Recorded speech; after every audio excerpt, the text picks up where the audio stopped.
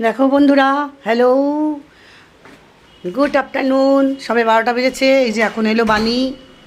বানি এখন ঢুকলো। ঘর তোর অন্ধকার দেখো। কেন বলো তো? বাইরে বৃষ্টি হচ্ছে। ভোরবেলা তো কী আকাশ ডাকা, আর বলো না। ভোরবেলায় দেখো এখন বৃষ্টি শুরু হয়েছে।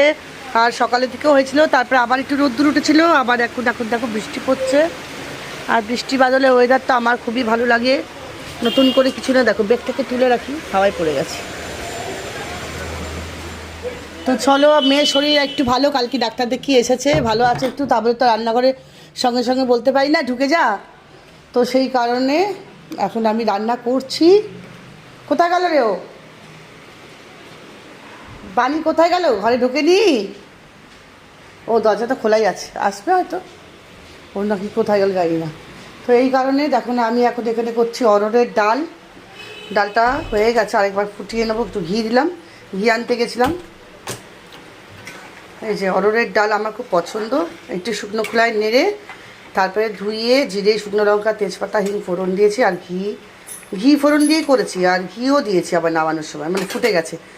তো এখন এটা বন্ধ করে দিয়েছিলাম, আবার এখন চালিয়ে দিয়েছি। এখানে ভাত ফুটে গেছে, ভাত চাপা দিয়ে রেখে দিয়েছি। ভাতটা ফুলে উঠবে, ফুটিয়ে দেবো। এই যে মহারানী এখন এলেন। আজ আর কোনো রান্না বান্না নেই। এই যে সব রকম দিয়ে একটা সবজি দিয়ে তরকারি করেছি খুব সুন্দর করে। আলু, কুমড়ো, বেগুন, বরবটি, বড়ি। আর এখন করব একটু, খাবো কিছু টুকটাক।